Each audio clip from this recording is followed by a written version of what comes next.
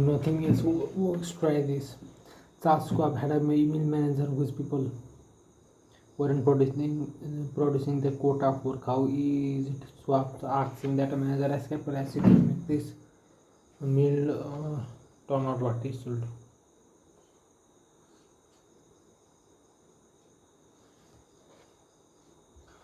I don't know, the manager replied. I have coaxed the men, I have pushed them, I have shown and cost, I have threatened them with the damnation, been fired, but nothing was there, just one produce.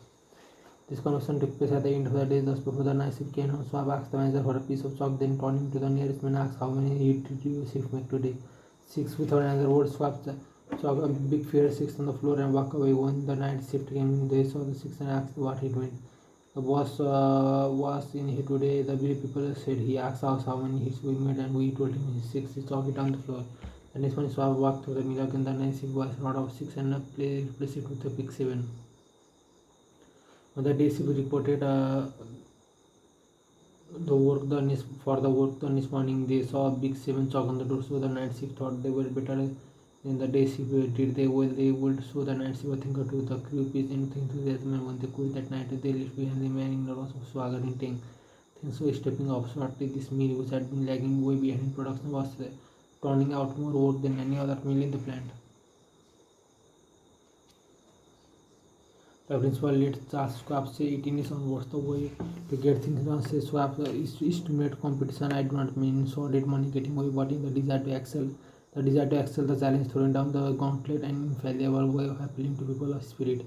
Without a challenge, Theodore Roosevelt would never have been president of the United States. The rough rider just came from Cuba was picked for governor of New York State. The opposition discovery was no longer a legal restriction of the state, and Roosevelt, frightened, wished to withdraw. Then Thomas Collier, Pat, the U.S. Senator from New York, they threw down the challenge, turning suddenly, and Theodore Roosevelt, clad in ring was the hero of St. Louis, a coward.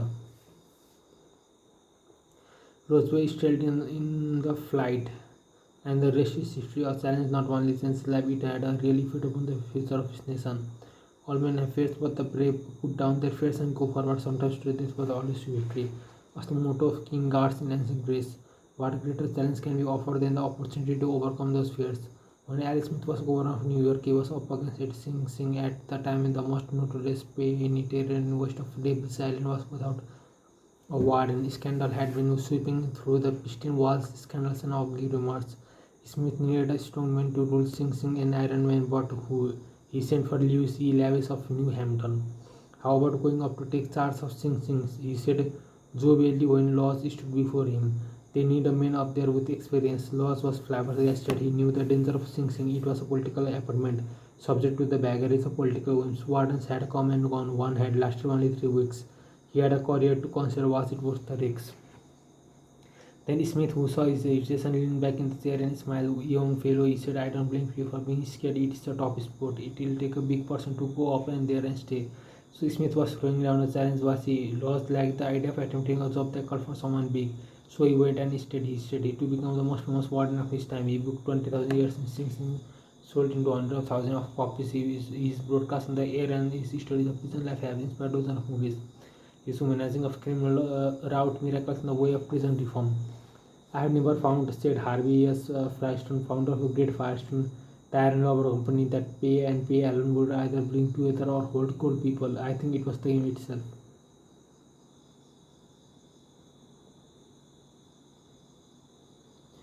Frederick Hosberg, one of the great behavior scientists, Concord, he studied in depth the work at 82,000 people ranging from factory workers to senior executives.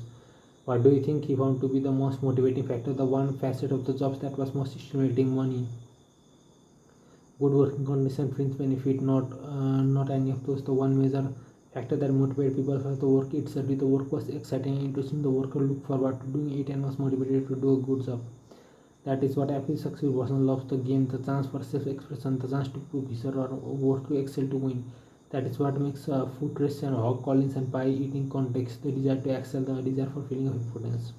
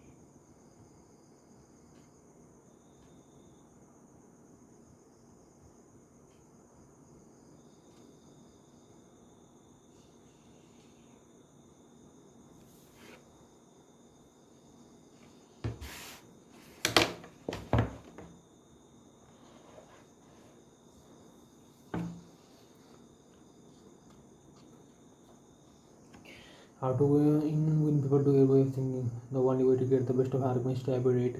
So respect for other person's opinion, never say wrong. If you are wrong, admit it quickly and empathetically.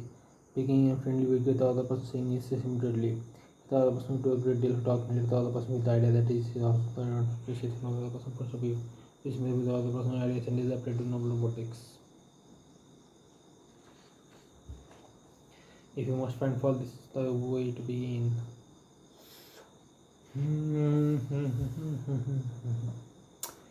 Cepat lah back ya bono.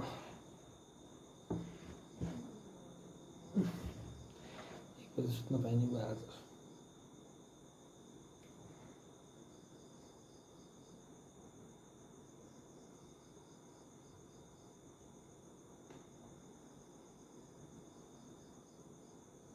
Dear 78.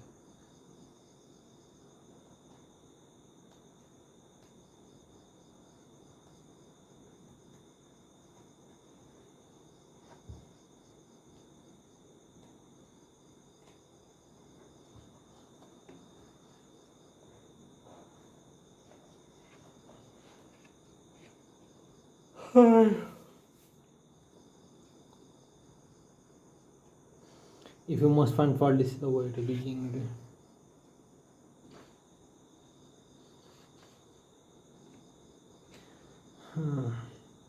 A friend of mine was a guest at the White House for the weekend during the administration of Calvin Coolidge. Drifting into the present private office, he heard Coolidge say to one of his secretaries, "There's a pretty dress you are wearing this morning, and you are a very attractive young man." This was probably the most impressive praise Silent Cal had ever bestowed upon a secretary in his life. It was so unexpected that the secretary blushed in confusion. Then Coolidge said, "Now don't get stuck up. I just said that to merely feed it from now on. I wish you would be a little bit more careful with your punctuation." His method was probably a bit obvious, but the psychology was superb. It is always easier to listen to unpleasant things after we have heard some praise of our good points. A barber lathers a man before he saves him, and that is precisely what McKinley did back in 1896 when he was running for president. One of the prominent Republicans of the day had written a campaign speech that he felt was just a trifle better than C.S. and Patrick Henry and Daniel Webster all rolled into one. With great glee, this chap read his immortal speech aloud to McKinley. The speech had its fine points, but it just would not do. It will have raised a tornado of criticism. McKinley didn't want to hurt the man's feeling. He must not kill the man's splendid enthusiasm, and yet he had to say no. Note how adroitly he did it. "My friend, that is a splendid speech, a magnificent speech," McKinley said. "No one could have prepared me a better one. There are many occasions on which it will be precisely the right thing to say, but it is quite suitable to this particular occasion. Sound and sober as it is from your standpoint, I must consider its effect from the party standpoint. Now you go home and write a speech along the lines I indicate and send me a copy of it." He did just take McKinley's blue pencil and help him rewrite his second speech, and he became one of the effective speakers of the campaign. It is the second most famous letter that How to Win Friends and Influence People ever wrote. His most famous one was written to Mrs. Bixby, expressing about the death of 5 sons that she had lost in battle. Lincoln probably dashed this letter off in 5 minutes. It sold at public auction in 1926 for $12,000, and that, by the way, that was more money than Lincoln was able to save during half a century of hard work. The letter was written to General Joseph Hooker on April 26, 1863, during the darkest period of the Civil War. For 18 months, Lincoln General had been leading the Union Army from one tragic defeat to another, nothing but futile, stupid human butchery. The nation was appalled. Thousands of soldiers had deserted from the army, and the nation was appalled. Thousands of soldiers had deserted from the army, and in the Republican member of the Senate had revolted and wanted to force Lincoln out of the White House. "We are now on the brink of destruction," Lincoln said. "It appears to me that even the Almighty is concerned. I can hardly see a ray of hope." Such was the black sorrow and chaos out of which this letter came. I printed the letter here because it shows how Lincoln tried to change an obstreperous general when the very fate of the nation could have depended upon the general action. This is perhaps the sharpest letter Abraham Lincoln wrote after he became president, yet you will note that he praised General Hooker before he spoke of his grave fault. Yes, they were grave fault, but Lincoln didn't call them that. Lincoln was more conservative, more diplomatic. Lincoln wrote, "There are some things in regard to which I am not quite satisfied with. Talk about tact and diplomacy," the letter addressed to General Hooker. "I have placed you at the head of the Army of the Potomac. Of course, I have done this upon what appears to me to be sufficient reason, and yet I think it is best for you to know that there are some things in regard to which I am not quite satisfied with you.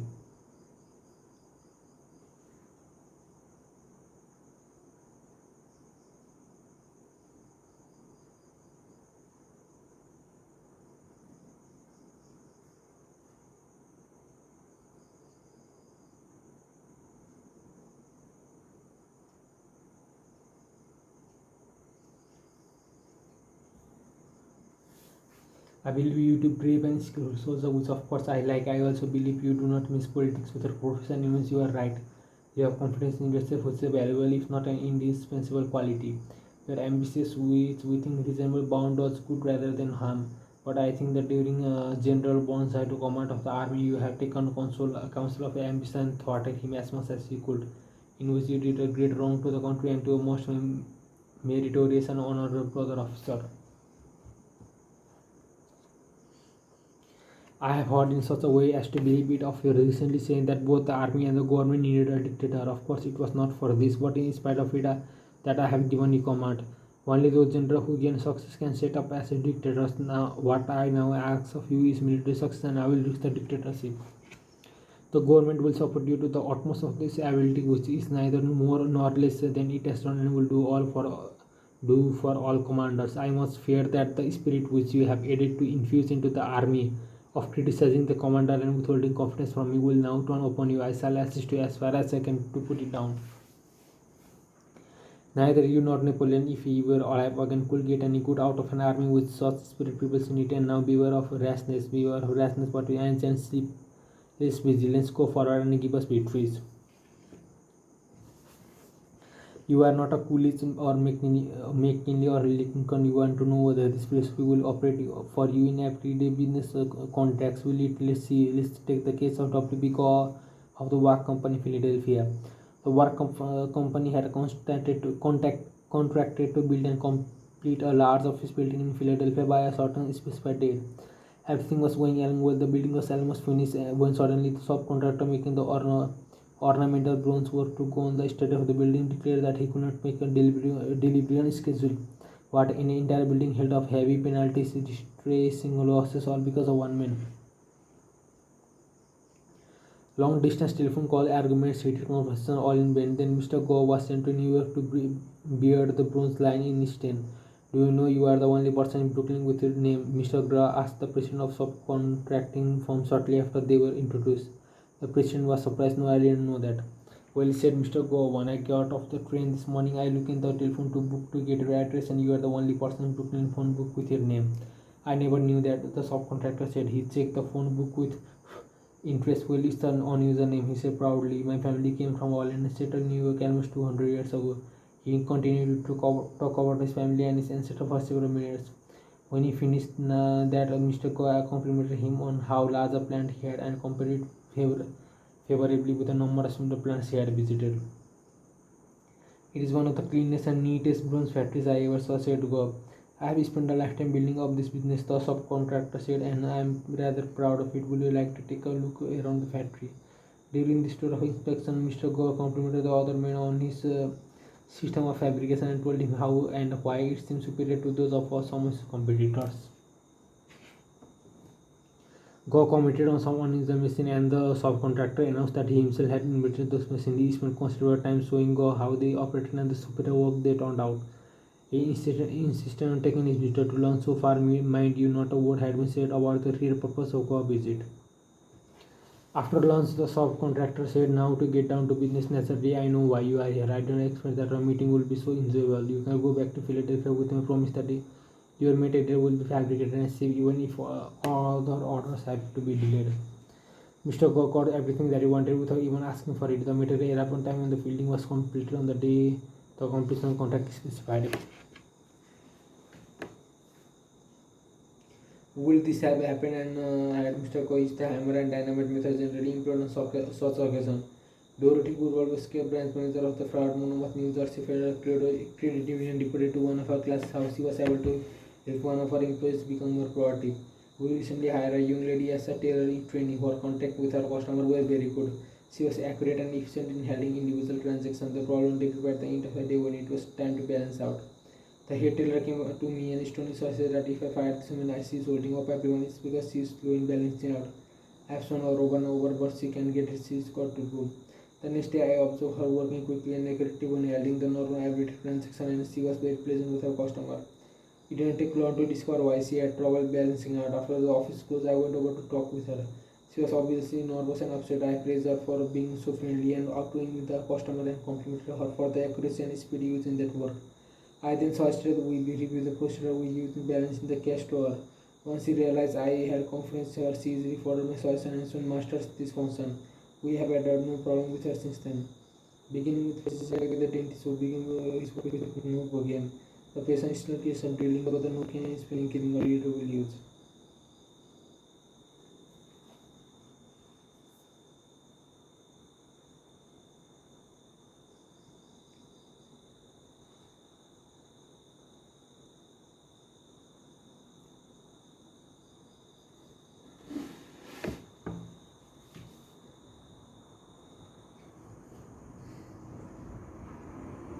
How to criticize and not be hated for it. Charles Schwab was passing through one of his steel mills one day at noon when Schilling would say, beginning prison on his appreciation.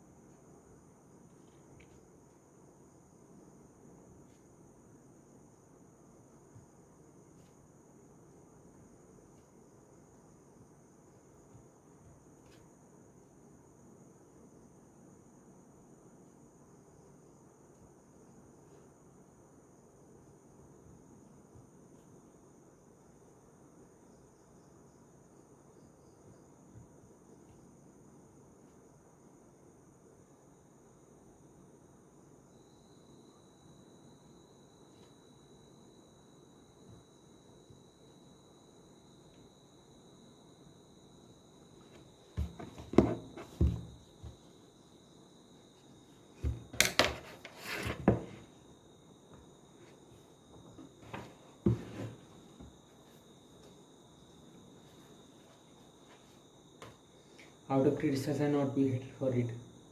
Charles Schwab was passing through one of his steel mills one day at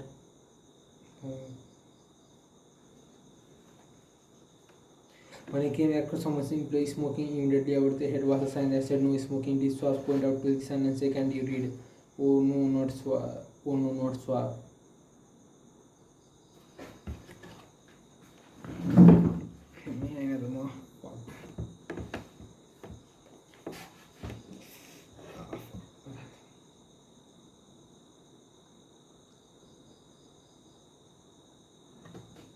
You walk over to the man. Henry is one of the cigar and said, "I was if you will smoke this on the outside." They knew that he knew that they had broken rule and they admitted him because he said nothing about it and gave them a little piece and made them feel important. You want to keep from loving a man like that, could you? So Wanamaker is the same technique Wanamaker used to make a tour of his great store in Philadelphia every day.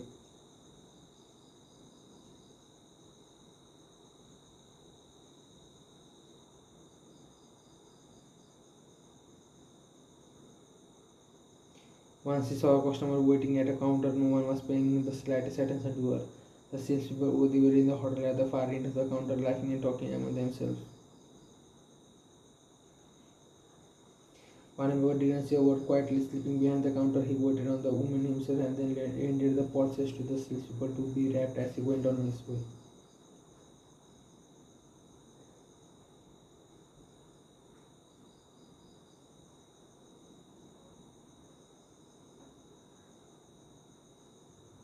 Public officers are often criticized for not being accessible to the constraint. They are busy people and the fault sometimes lies in the overproductive assistants who don't want to overburden their boss with too many visitors. Carl Langford, who has been mayor of Orlando, Florida, the home of Disney World for many years, frequently admonished his staff to allow people to see him, claimed he had an open door policy, yet the citizens of his community were blocked by secretaries and administrators when they called. Finally, the mayor found the solution. He removed the door from his office. His aides got the massage, and the mayor has had a truly open administration since the day his door was symbolically thrown away. Simply changing one three-letter word can often spell the difference between failure and success in changing people without giving offense or announcing resentment. Many people begin their criticism with sincere praise, followed by the word "but" and ending with a critical statement. For example, in trying to change a child's careless attitude towards studies, we might say, "We are very proud of his own work raising this one, but if he had worked harder on algebra, the result would have been better." In this case, one might feel encouraged until he heard the word "but." He might then question the sincerity of the original praise to him. The praise seems only to be contradicting a critical inference of failure. credibility will be strained and we probably will not achieve our objective of changing Johnny's attitude towards his studies. This could be easily overcome by changing the word board to end. We are really proud of Johnny for raising the grades to this term and by counting the same conscientious effort next term your algebra grade can be up with all the other. Now Johnny would accept the praise because there was no follow-up for an inference of failure. We have called this attention to the behavior we wish to change indirectly and the chance are he will try to live up to our expectation.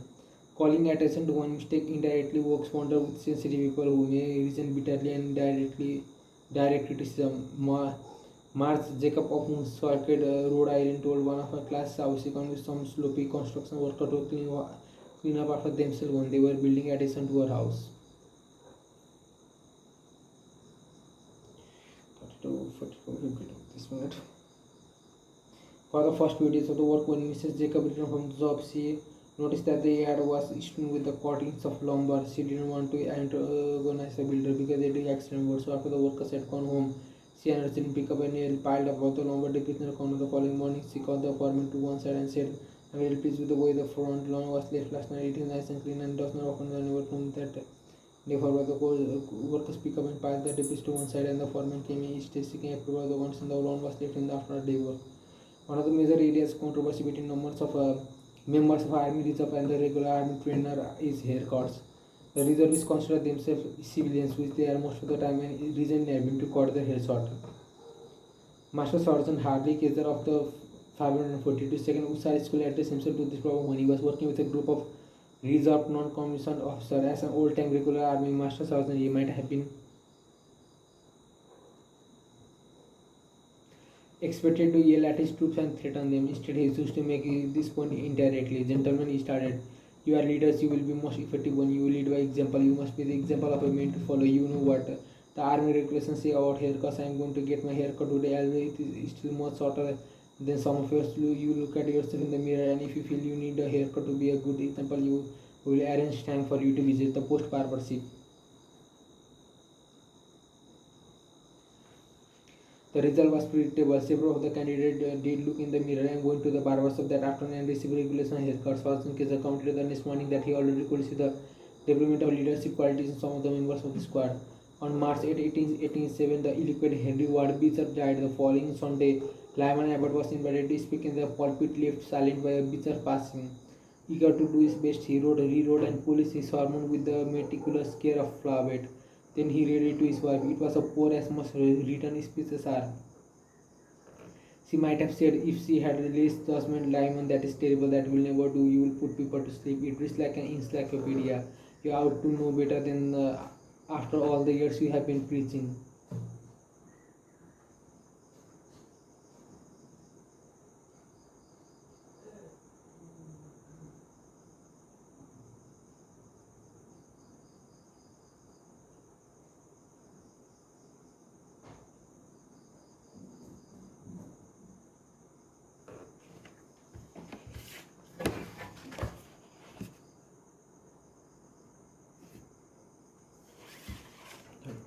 This one back is yes.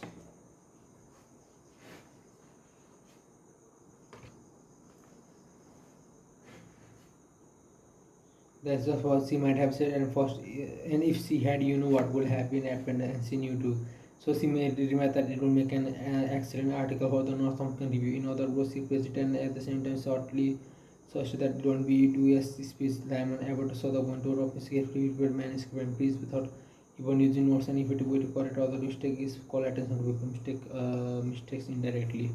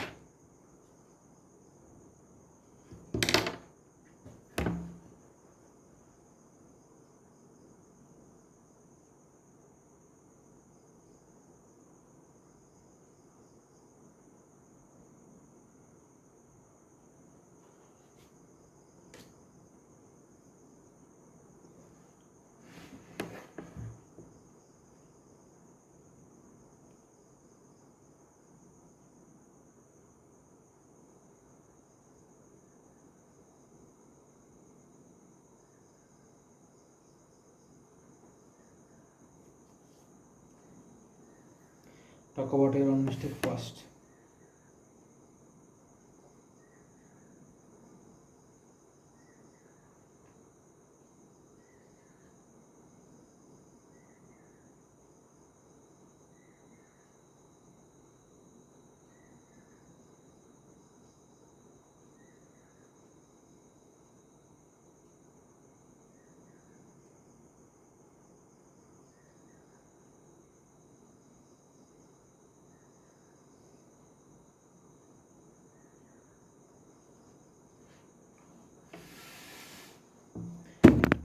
Talk about your own mistake first. My niece Josephine Carnegie had come to New York to my secretary. She was 19. To be my secretary, she was 19, had graduated from high school 3 years previously, and her business experience was travel more than zero. She became one of the most proficient secretary west of Suez, but in the beginning she was well susceptible to improvement. One day when I started to criticize her, I said to myself, just a minute, dear Carnegie, just a minute, you are twice as old as Josephine. You have had 10,000 times as much business experience. How can you possibly expect to have a big when you just on your initiative? Mediocre though they may be, and just a minute, they'll what were you doing at 19? You remember the ascending mistake and blunders you made. Remember the time you did this and that. After thinking the matter over honestly and impartially, I concluded that Josephine's batting average at 19 was better than mine had been, and that I am sorry to confess it and pain Josephine was of a compliment. So after that, when I wanted to call Josephine attention to a mistake, I used to begin by saying, "You have made a mistake, Josephine, but the Lord knows it's no worse than than many I have made. You were not born with judgment that comes only with experience. You are better than I was at your age. I have been guilty of so many stupid things myself. I have buried in to criticize your anyone, but don't you think this would have been wiser if you had done so and so?"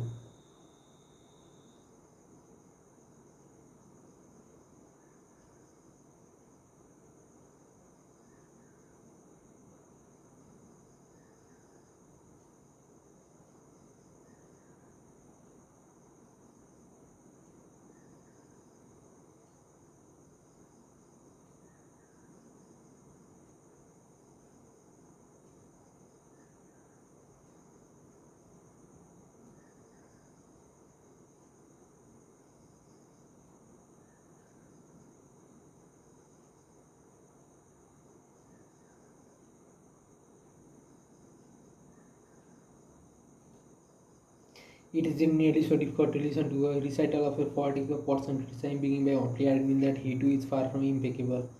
Easy Dilston, an engineer in Brandon, Manitoba, Canada, was having problems with his new secretary. Later, she dictated over coming to his desk for signature with 2 or 3 spelling mistakes per page. Mr. Dilston reported how he handled this. Like many engineers, I have not been noted for my excellent English and spelling, but yes, I have created a little black thumb index book for words I had trouble spelling, which when it became apparent that merely pointing out the errors was not going to cause my secretary to do more proofreading and additional work. I resolved to take another approach. When the next letter came to my attention that had errors in, I sat down with the typist and said, "Somehow this word doesn't look right. It's one of the words I always have trouble with. That's the reason I started this spelling book of mine. I found the book to a public basis said it is conscious of my spelling now because people do judge boss by our writers and spelling makers look less professional. I don't know whether she copied my system or not, but since that conversation, see if our frequency of spelling errors have significantly reduced." The police Prince Borhard von Below launched the sharp necessity of doing this back in 1909. Von Below was then the Imperial Chancellor of Germany, and on the throne sat William the second Wilhelm the Haughty, Wilhelm the Arrogant, William the last of the German Kaiser, building an army and navy that if boasted could whip their weight in wildcats. Then an astonishing thing happened. The Kaiser said things, incredible things, things that throughout the continent and started a series of explosions all around the world. To make matters infinitely worse, the Kaiser made silly, egoistical, absurd announcement in public. He made them while he was a guest in England and he gave his lawyer permission to have them printed in the Daily Telegraph. For example, he declared that he was the only German who failed friendly to the English, that he was constructing a navy against the menace of Japan, that he and he alone had saved England from being hammered in the dust by Russia and France, that it had been his campaign plan that enabled England Lord Roberts to defeat the Boers in South Africa and so on and on. No other such amazing words have ever fallen from the lips of a European king in peacetime within 100 years. The entire continent buzzed with the fury of hornets' nest. England was incensed. German statements were aghast in the midst of all this consternation. The Kaiser became panicked and suggested to Prince von Below, the Imperial Chancellor, that he take the blame. Yes, he wanted von Below to announce that it was all his responsibility, that he had advised his monarchs to say these incredible things. But in Majesty von Below protested, it seemed to me utterly impossible that anybody either in Germany or England could suppose me capable of having advised His Majesty to say any such thing. The moment those words were out of von Bilow's mouth, he realized he had made a grave mistake. The Kaiser blew up. You consider me a donkey, shouted, capable of blunder you yourself could never have committed. Von Below knew that he ought to have praised before he condemned, but since that he was too late, he did the next best thing. He praised after he had criticized and evoked a miracle. I am far from suggesting that he answered respectfully. You must surprise me in many respects, not only, of course, in naval and military knowledge and above all. In natural science, I have often listened in admiration when your master explains the barometer or water still traffic or the Ruentrig rays. I am simply ignorant of all branches of science have so notion of chemistry or physics, and I am quite incapable of explaining the simplest of natural phenomena. But von Below continued in comparison, I possess some historical knowledge and perhaps certain qualities in politics, especially in diplomacy.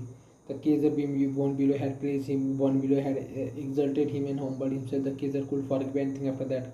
Haven't I always told you, he exclaimed with enthusiasm, that we complete one another? Famously, we stick together and we will. She shook hands with von Below not once but several times, and later in the day he waxed so enthusiastic that he exclaimed with a doubled fist, if anyone says anything to me against Prince von Below, I shall punch him in the nose. Von Below saved himself in time, but canny diplomat that he was, he nevertheless admitted one error he should have become by talking about his own shortcomings and William's superiority, not by intimating that the Kaiser was half-wit in the need of guardian. If a few sentences oblique one second praising the other party can turn a haughty, insert a Kaiser into a staunch friend, imagine that what humility and praise can do for you and me in your daily contacts. Rightfully used, they will work veritable miracles in relations.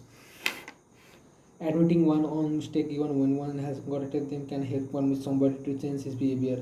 This was illustrated more recently by Clarence Jorason of Timonium, Maryland, when he discovered this 15-year-old son was experimenting with cigarettes. Naturally, I didn't want David to smoke. Mr. Jorason told me about this. His mother and I smoke cigarettes. We have been a bad example all the time. I explained to Dave how I started smoking at Robert's age and how with the nicotine had gotten the best of me and how now it has nearly impossible for me to stop. I reminded him how irritated my cough was and how he had been after me to give up cigarette not many years before.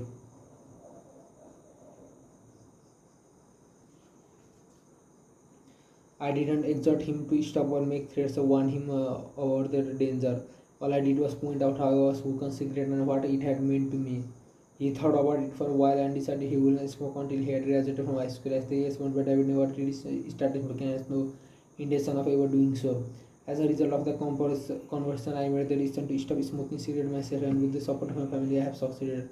A good leader followed this principle. Talk about your own mistake before criticizing the other person.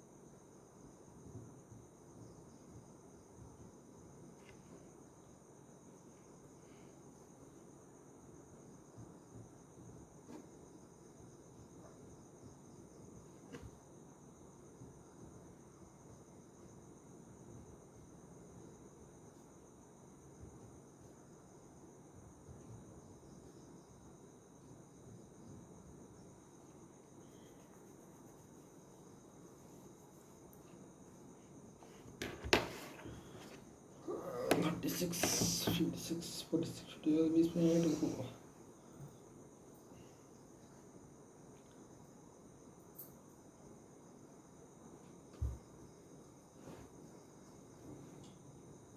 मा उठिसक्यो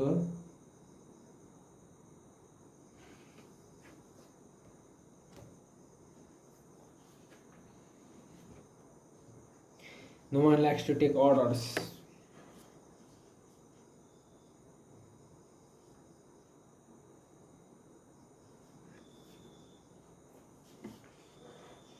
I once had the pleasure of dining with Miss Ida Tarbell, the Dean of American Biographers. When I told her I was writing this book, we began discussing this all important subject for getting along with people, and she told me that while she was writing a biography of Owen D. Young, she interviewed a man who had sat for 3 years in the same office with Mr. Young. This man declared that during all that time he had never heard Owen D. Young give a direct order to anyone. He always gives us no orders. Owen D. Young never said, for example, do you do this or do that, don't you do this or don't do that. He would say, you might consider this or do you think that will work. Frequently, he will say after the year dated later, what will you think of this? I am looking over a letter of one of his assistants. He will say, maybe if you were to phrase it this way, it will be better. He always gave people the opportunity to do things themselves. He never told his assistant to do things. He let them learn from their mistakes. A technique like that makes it easy for a person to correct errors. A technique like that saves a person pride and gives him or her a feeling of importance. It encourages cooperation instead of rebellion. Resentment caused by brash order may last a long time even if the order was given to correct an obviously bad situation. 10 centenarily, a teacher at a vocational school in Wyoming, Pennsylvania, told one of her class how one of his students had blocked the entrance way to one of the school shops by illegally parking his car in it.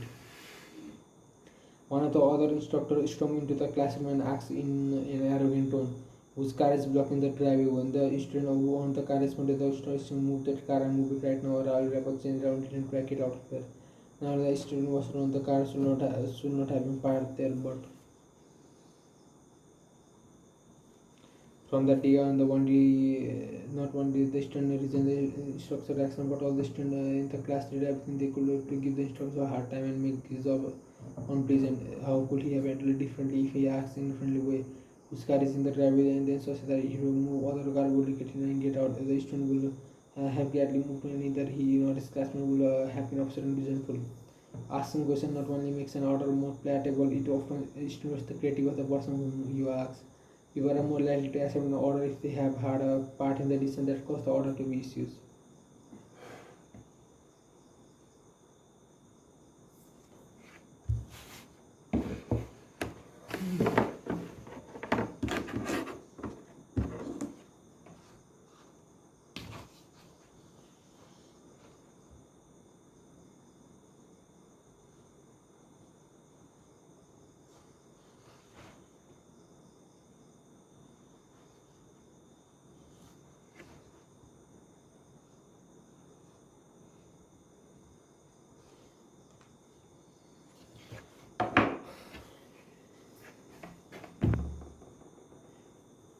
When Anne McDonald of Johannesburg, South Africa, the general manager of a small manufacturing plant specializing in piston machine parts, had the opportunity to accept a very large order, he was convinced that he would not meet the promised delivery date. The work already scheduled in the shop and the short completion time needed for this order make it impossible for him to accept the order. Instead of pushing these people to accept the work and rush the order through, he called everybody together, explained the situation to them, and told them how much it would mean to company and to them if they could make it possible to produce the order on time. Then he started asking questions: is there anything we can do to handle this order? Can anyone think of different ways to push it through the shop that will make it possible to take the order? Is there any way to adjust our hours of personal estimate that will help? The employee came up with many ideas and said that he take the order. They approached with a we can do it attitude, and the order was accepted, produced, and delivered on time. An effective leader will ask questions to him direct order.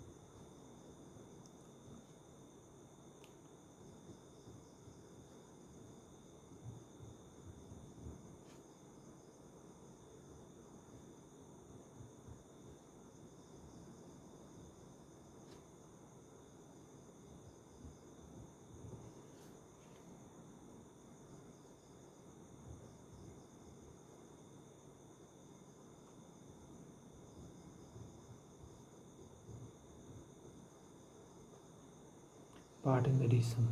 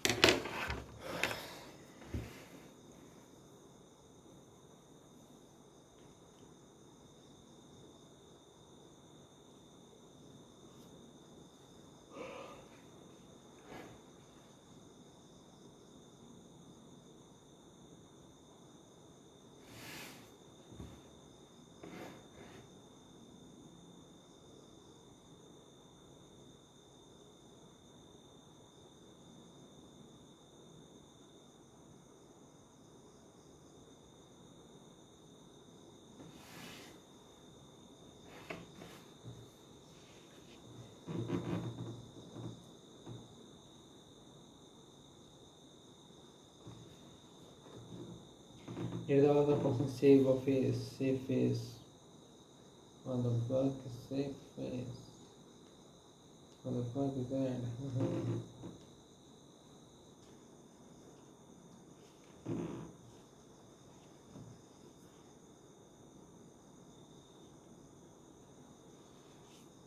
Years ago, the General Electric Company was faced with the delicate task of removing Charles Eastman from the head of department. Eastman was a genius of the first magnitude and came to illustrate was feared as the head of the calculating department.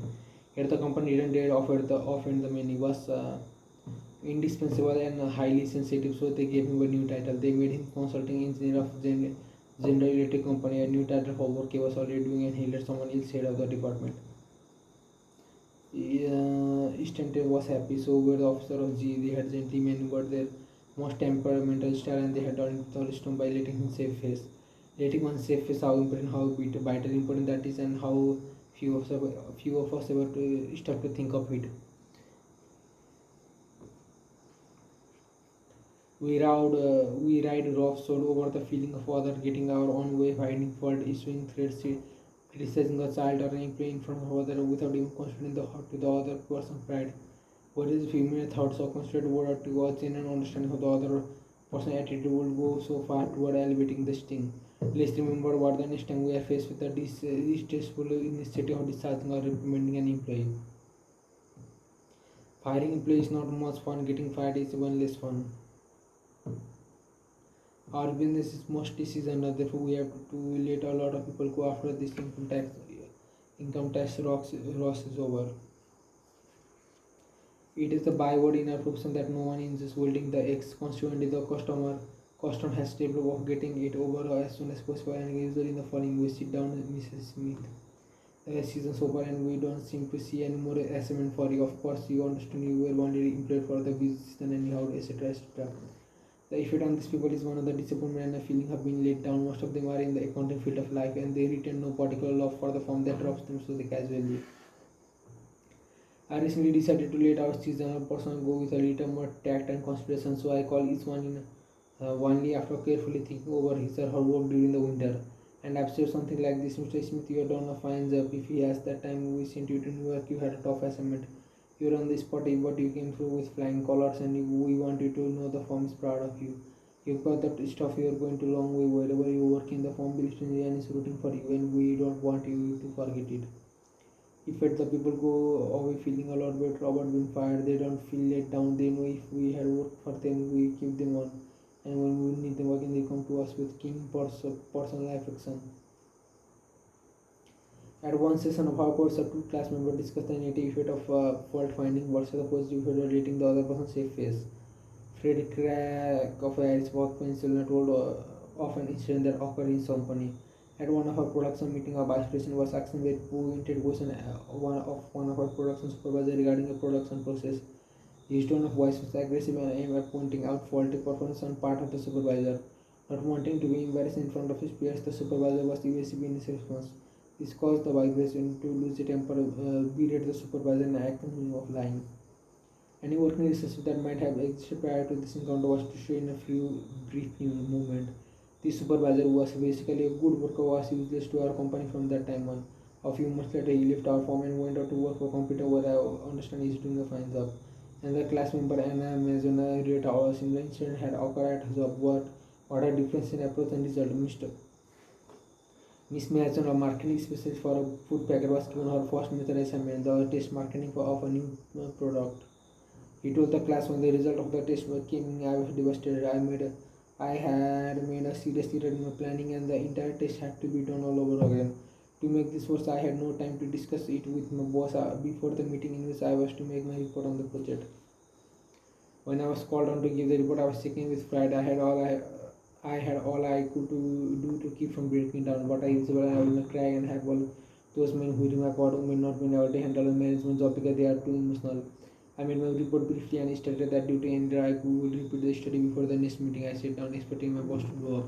Instead, he thanked me for my work and remarked that it was not unusual for a person to make an error on new project and that he had confidence that the repeat survey would be accurate and meaningful to the company.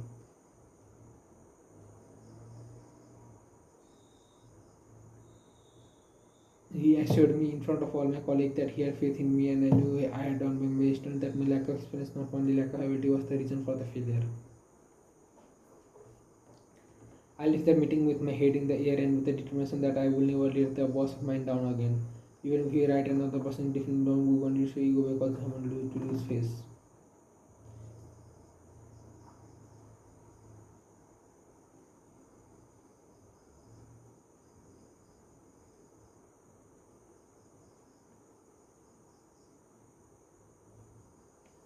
The person safe face.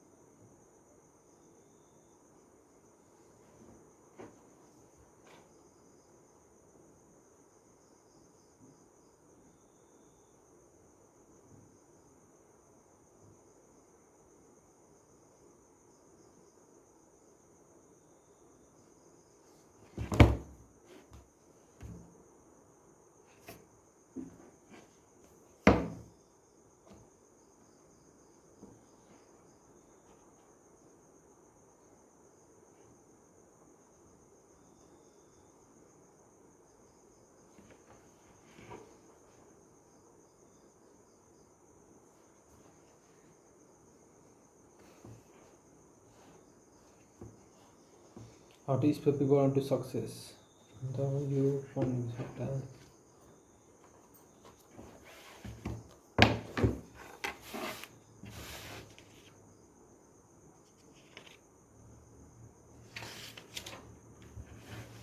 never criticize people because they can grasp the concept of them being wrong. Give honest appreciation every once in a while. Arouse another person eager want. Think about other person motivation, what excites them. Be genuinely interested in other people, just like a dog one. If action doesn't plan to take anything in return. Smile through your fucking teeth. Smile while on something and humming or switch to your band with I think you like this it. Remember the person name. Be a good listener. Stop what you are going to concentrate on other. Do some research on the other party and ask questions from their past. Encourage the other to talk about their accomplishment. Talking to the other person interests, find out what intrigue them. The other person feel important and compliment their choice. Avoid any argument or make convince or is of the same opinion. So respect for other person's opinion. Don't say you are wrong. You are wrong. Admit quickly and emphasize all the bad things about yourself or with the other parties or the other bird will start sympathizing with you. Being unfriendly, wearing the sun and the wind, trying to take the old one jacket off. Yes, so may the say yes immediately. And tell me about harassment to other one. Say if they ask. If the other person feels that the idea is to ask for solution and do as per the saying. Try on to think from the other person's point of view. I say to you, how would I feel? How would I react if I were in his shoes? Be sympathetic with the other ideas and desires. 3/4 of the you will ever meet are hungry and thought sympathy you to them and they will love you men especially crave sympathy. Happy to know the motives business so we want to higher price we want to know you for both of us on with friends stuff you never help me out say you are loyal I know I can count on you. Dramatize writing stuff while you lose money is I use with the throw down silence for 100% people give you silence to the repression. With praise and honest person before getting studying compression. All that to offer other linguistic indirectly. Talk order and stay before people listen the other person asks questions to give the other. Say the other person's safe face and never listen from open provides and responding to praise. Ask questions to giving direct other people are more kind to ask from other if they had a part in the reason that caused them to other to be skewed. People are more likely to accept an order if they have had a part in the decision that caused the order to be issued. People are most likely to accept an order if they have had a part in the decision that caused the order to be issued. People are more likely to accept an order if they have had a part in the decision that caused the order to be issued. Instead of lose money if you want this way, place X once on the table and move it one by one. Talk order on stick first before listen to other people. If the other person safe facing in front of the power Spanish content praise.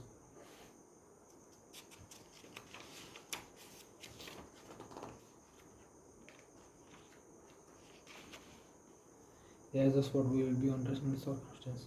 I speak ill of no man, speak good of everybody when I'm planking. According to the purpose, just not the thing for this was you and I made his man experience on me in that fire of him. Social person experience what is that struggle. This is the reason why the other men think and that is the spirit out the reason and you have the key to his action for his personality.